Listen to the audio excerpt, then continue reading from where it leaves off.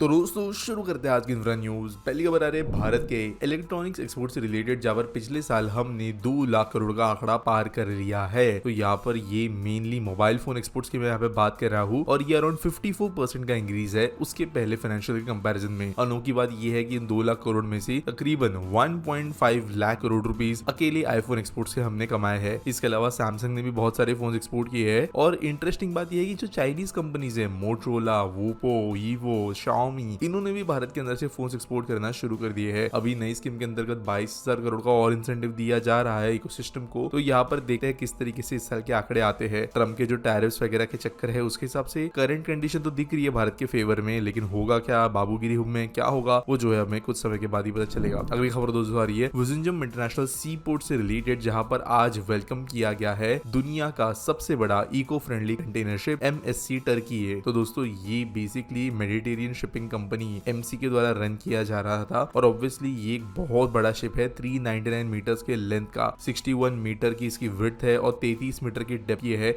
जहां पर इसकी कैपेसिटी 24,346 मिलियन TEUs की है, जहां पर इसकी कैपेसिटी 24,346 स्टैंडर्ड 20 फीट कंटेनर्स की है। तो ऑब्वियसली ये दुनिया के भी one of the biggest ships में आता है। जनरली ये Europe, Persian gulf, south east Asia वाले रूट्स पर ही चलता है, लेकिन यहाँ पर भारत के अंदर के विजिंजम पोर्ट जो रिसेंटली खुला है उसके लिए पहली बार इसकी ये डॉकिंग है। अगली खबर दोस्तों ये एशियन डेवलपमेंट बैंक या ADB बैंक से रिलेटेड, जिन्होंने अप्रूव किया है $85.4 मिलियन का loan to improve critical industrial infrastructure in Tripura. तो यहाँ पर कंपिटिटिवनेस जो है मैन्युफैक्चरिंग सेक्टर में बढ़ानी है, जॉब क्रिएशन करना है, इस रीजन का इंटीग्रेशन कर रहा है भारत के अंदर, जिसके लिए ये पैसा दिया जा रहा है ताकि एक इंक्लूसिव और सस्टेनेबल इंफ्रास्ट्रक्चरल मॉडल बन सके, जहां पर कई सारे इंडस्ट्रियल प्रोजेक्ट्स को कवर किया जाएगा। वैसे यहाँ पर नॉर्थ ईस्ट को डेवलप करने की कोशिश गवर्नमेंट तेजी से कर रही है, ये पैसे उसमें काम में आएंगे। अगली खबर दोस्तों जो आ रही है वो है हमारे देश के लैपटॉप मैन्युफैक्चरिंग से, जहां पर जल्द ही HP लैपटॉप्स का प्रोडक्शन तमिलनाडु में शुरू हो रहा है। तो जो CM है तमिलनाडु के, उनके प्रेजेंस में डिक्सॉन टेक्नोलॉजी से साइन किया एक brand new MOU to make a state of the art manufacturing facility near Oragadam, Chennai. तो ये 1000 करोड़ का इन्वेस्टमेंट है, जहां पर 5000 जॉब्स क्रिएट होंगे और यहाँ पर मेनली HP के लिए लैपटॉप्स बनाए जाएंगे। हालांकि डिक्सॉन जो है कॉन्ट्रैक्ट मैन्युफैक्चरर होने की वजह से बाकी चीजें भी यहाँ पर फ्यूचर में कर पाएगा, लेकिन यहाँ पर मेन ये काम होने वाला है।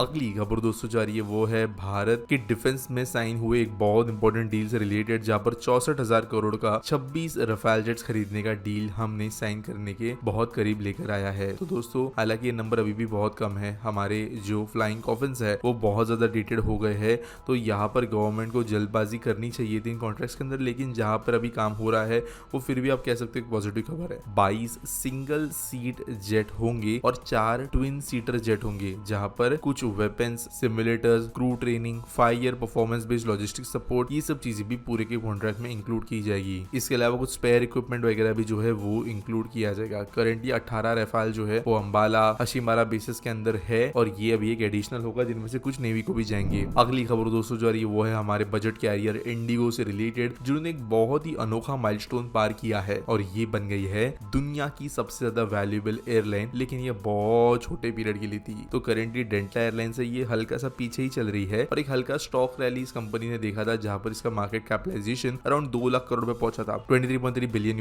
का। और इसके वजह से डेल्टा एयरलाइन और रायन एयर होल्डिंग से ये थोड़ा सा ऊपर पहुंच गई थी। 13% ये कंपनी पिछले साल में बढ़ी है in terms of stock market value, लेकिन अभी अगर देखें तो करंट सिचुएशन में ये नंबर 2 पे आ गई है और डेल्टा भी नंबर 1 पे है। लेकिन अगर देखा जाए तो इंडिगो का ग्रोथ अभी भी बहुत सारा होना बाकी है। वो एक नॉन सैचुरेटेड मार्केट में काम करते हैं जहां पर ग्रोथ बहुत होना है, तो यहाँ पे ये आगे बढ़ के नंबर 1 बनने के लिए रेडी की तरह दिख रहे हैं। अगली खबर दोस्तों ये cabinet committee on economic affair से रिलेटेड, जो कि PM के द्वारा डायरेक्टली हेड किया जाता है और इन्होंने अप्रूव कर दिया है construction of 6 lane Zirakpur bypass starting from the junction of NH7 that is Zirakpur Patiala, और ये NH5 पर एंड होगा। तो ये एक 1878.31 करोड़ का बाईपास प्रोजेक्ट होगा, जो कि पंजाब और हरियाणा को बहुत ज्यादा इंपॉर्टेंट होगा। आज के आस्क पीटी सवाल के बारे में बात करें तो प्रणव येलमकर पूछते हैं, trains are under central control and administration, then why not state buses and bus stands are not under central, as then we can have money and big plan from central for development of good facilities. तो देखो यार, हमारे देश के अंदर जो है ना, स्टेट्स के पास में कंपैरेटिवली सेंटर से ज्यादा पावर होती है अपने डिसीजंस पे। यहाँ पे मैं सिर्फ ट्रांसपोर्ट की बात नहीं कर रहा हूँ, यहाँ पर मैं ऑलमोस्ट सारे जो इंपॉर्टेंट हमारे मिनिस्ट्रीज होते हैं, इंपॉर्टेंट जो अफेयर्स होते हैं, उसका ज्यादातर जो डिसीजन होता है ना वो राज्यों के ऊपर ही होता है। अब देखो रेलवेज पहली बात तो ब्रिटिश छोड़ के गए एक काइंड ऑफ बहुत ज्यादा कंपनीज का एक झुंड था।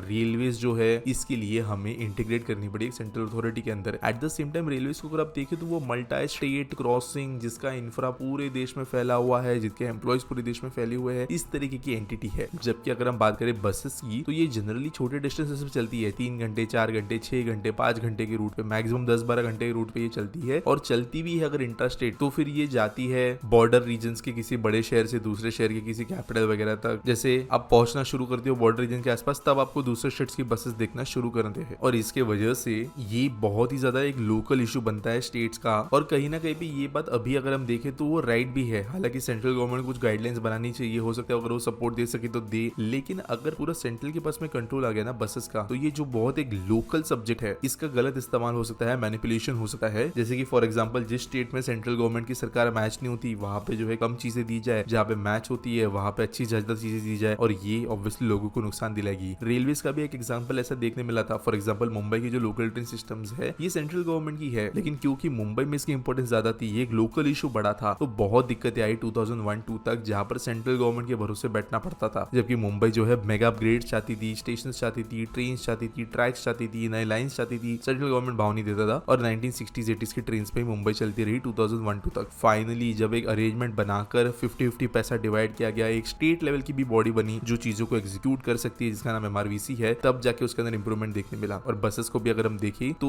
देश के अंदर जो अच्छी बसेस है वो काफी ऐसे स्टेट्स के अंदर नहीं है जहां पर सेंट्रल गवर्नमेंट वाली सरकार मैच होती है। तो एक हिसाब से बसेस को जो है वो स्टेट लेवल पे ही होना ज्यादा जरूरी है। हो सकता है तो गवर्नमेंट ऊपर से थोड़ा सपोर्ट कर सकती है। उम्मीद करता हूं आपको सवाल का जवाब मिल गया होगा। आपके पास कुछ सवाल है आप कमेंट सेक्शन में मुझे पूछ सकते हो। न्यूज सबमिट करने के लिए आपको डिस्क्रिप्शन में लिंक मिल जाएगी। मिलेंगे अगली वीडियो में।